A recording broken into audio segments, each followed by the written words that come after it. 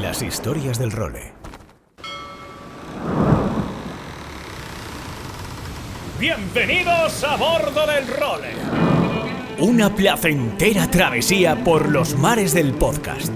Zarpamos ya en busca de las mejores historias del mar. ¡A la caña, Nacho Gómez Zarzuela!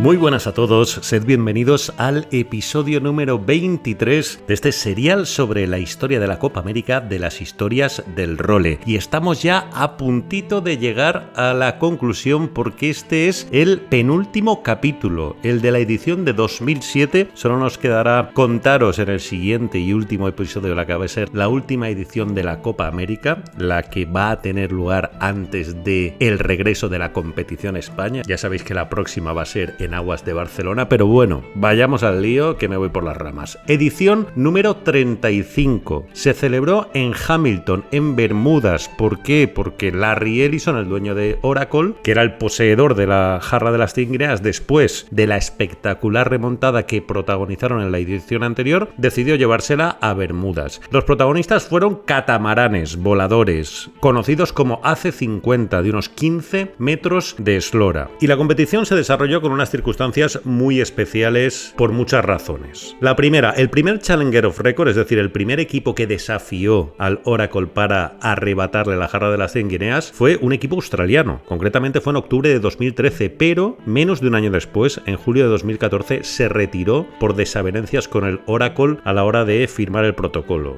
Ya sabéis que Larry Ellison se empeñó en Bermudas, las circunstancias para construir los barcos eran muy específicas, total que vieron que era imposible plantarle cara al Oracle, ya no ganarle con estas condiciones, con lo que dijeron que se retiraban. Posteriormente, el Luna Rosa, uno de los grandes históricos de todas las épocas recientes de la Copa América, que también se había presentado para esta edición, se retiró en abril de 2015 por los mismos motivos, porque veía prácticamente imposible hacer nada con esta normativa. Con lo que quedaron para la disputa de la Louis Vuitton Cup, de la Copa Louis Vuitton, ya sabéis que es el torneo en el que se miden todos los desafiantes que aspiran a quitarle la jarra de las 100 guineas al defensor. Ahí participaron el Groupama francés, el Land Rover de Ben Aisley inglés, el New Zealand, el Artemis sueco y el Softbank japonés, que era prácticamente una filial del equipo americano. En el New Zealand, la principal novedad fue el aterrizaje con todos los galones de Pete Burling y Blair Tuke, que hoy en día podrían ser los mejores regatistas del mundo. El patrón era Glenn Ashby, pero al final los líderes en el barco eran unos Burling y Tuke que siguen dominando la Copa América hoy en día. Y lo que hicieron los kiwis, los neozelandeses, fue preparar su desafío totalmente en secreto, mientras el resto de equipos aspirantes y el Oracle establecieron su base en Bermuda. Los kiwis permanecieron en Auckland, lejos de todas las miradas y confiados en poder encontrar el arma secreta para vengarse de la humillante remontada que les infligió el Oracle en la edición anterior.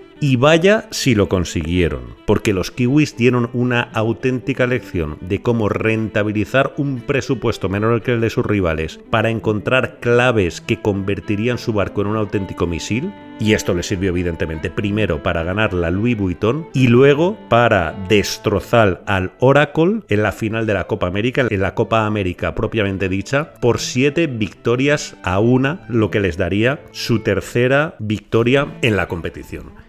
Lo bueno es que tenemos un testimonio de primerísima mano de cómo se vivió en el New Zealand todo este camino hacia un triunfo arrollador. Y os hablamos de Luis Sáez de Mariscal. Luis ha sido protagonista ya en muchas ediciones de esta bitácora del Role porque hoy en día es el mayor experto del mundo en normativa de Copa América. Y él fue una de las piezas clave para que los kiwis conformaran un equipo arrollador. Hace aproximadamente 3-4 años, justo después de conseguir esta victoria, Luis Sáez Mariscal dio una de las espectaculares Sailing Class, las clases magistrales que protagonizan algunos de los mejores expertos del mundo en diversos campos durante el Sailing Festival. Y hemos rescatado algunas de las reflexiones que hacía Luis durante esa charla, que dura casi 2 horas y que es una auténtica maravilla, la verdad. Os recomiendo que la escuchéis entera en la página web del Sailing Festival porque la tienen colgada enterita. Yo he cogido algunos de los mejores cortes en los que Luis nos explicaba por qué el New Zealand ganó esta Copa América. Y lo primero, además, la anécdota con la que arrancaba su charla ahí en Bilbao, fue la enorme capacidad de trabajo y dedicación de los kiwis. Vamos a escuchar a Luis. Estábamos en Auckland y me fui a un concierto, el concierto de Guns N' Roses. Total, que terminamos como a las 12 y yo tenía que dejar el coche en la base, pues a las 12:30, a la 1 menos cuarto, llego a la base un sábado por la noche. Y me encuentro la base cuando llego allí, a Pete Burling, que estaba diseñando con el ordenador los controladores de la rueda, los estaba imprimiendo con la impresora de 3D y ya estaba lijándolos y limándolos un poco, poniéndoles los cables en la rueda porque los quería utilizar a la mañana siguiente. Es un tío que tiene 26 años. Y yo dije, esto es el mundo al revés, tú, cuarentón, casi cincuentón, viniendo con tu chica del concierto y el de 26 años, que es la estrella del rock, aquí preparándose su rueda para navegar mañana y probarla primero la estaba probando en el simulador y luego probando navegando. Ahí es donde me di cuenta, lo tenía claro antes, pero de ahí me di cuenta de que este equipo es la leche. O sea, si no la ganamos esta, no la vamos a ganar nunca. La verdad es que tiene narices, ¿eh? El bueno de Pete Burling con 26 añitos a las 12 de la noche o a la 1 de la mañana, construyéndose ahí su controlador. Más cosas. ¿Cuáles eran los problemas que tuvieron que superar los kiwis? El primero, el dinero, y el segundo, el poquísimo tiempo que tenía. Primero necesitábamos un montón de pasta, porque la Copa América, no cash, no splash. O sea, si no tienes dinero no tienes ninguna posibilidad. Pero claro, Oracle tenía el doble de presupuesto que nosotros. Nosotros podíamos aspirar a tener como 60, 80 millones y Oracle, aunque no se saben los números exactos, pues tenía 100 o 120, si depende cómo lo calcules, incluso 140 si metes también todos los gastos del equipo japonés, el SoftBank, que en realidad estaban haciendo desarrollo conjunto con ellos. Tenían más del doble que nosotros. Entonces, frente a esa falta de dinero, ¿qué es lo único que podíamos poner nosotros? Mejores ideas.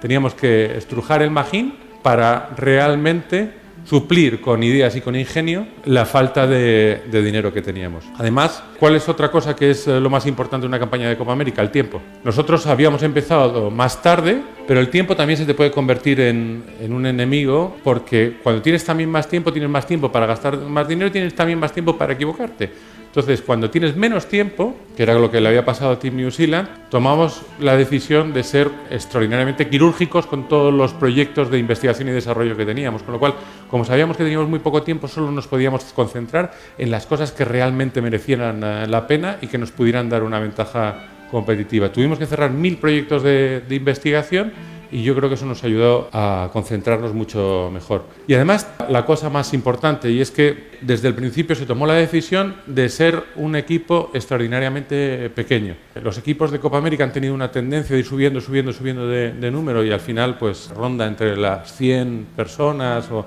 las 90 personas y incluso las 140, 180, depende cómo, 140, 150, depende cómo lo cuentes. Nosotros tomamos la decisión de estar casi hasta el final con 40 personas, menos de 40 personas, 37, 40, 41. Sabíamos más o menos cuántos éramos en todo momento, pero todas eran personas muy implicadas en el desarrollo. Y también había otro obstáculo clave que ya había llevado a australianos e italianos a retirarse antes de tiempo, como son las reglas. El Oracle estaba dando la sensación de ponerlas todas a su medida. Pero ¿cómo consiguen sortearlas? Vamos a ver qué nos cuenta Luis. La otra dificultad que teníamos era las reglas. Las reglas de Copa América técnicamente se pactan entre el defensor y el primer desafiante. En la mayoría de los casos lo que ocurre es que el defensor prácticamente impone sus criterios al primer desafiante. Además, Oracle las podía manejar como quisiera y eso era una dificultad añadida. Frente a eso, pues ser más inteligentes que ellos en la aplicación de las reglas. Intentar conseguir ventajas ocultas en las reglas que nos ayudaran a desarrollar más nuestro barco. Había que conseguir un barco que fuera más moderno, más rápido y que no diera lugar a Oracle a que pudiera ganarnos. ¿Y eso cómo lo conseguimos? Primero, innovando. Teníamos que dar la vuelta a todos los aspectos del barco para que realmente fueran soluciones únicas y que nunca se habían ejecutado antes en un barco o nunca se habían puesto conjuntamente en un barco. Pensábamos que la innovación era realmente la única forma de poder ganarle. Si estábamos a lo que se había hecho hasta entonces, solo pensando que con mejorarlo era bastante, sabíamos que era imposible llegar a donde estaban. Otra cosa que hicimos que realmente, por lo menos para mí, ha sido un antes y un después, fue la simulación. Estaba prohibido hacer fotos en el simulador que teníamos, con lo cual no existen fotos de ese simulador. Pero básicamente, lo más fácil es si alguna vez habéis visto, no llega a esa complejidad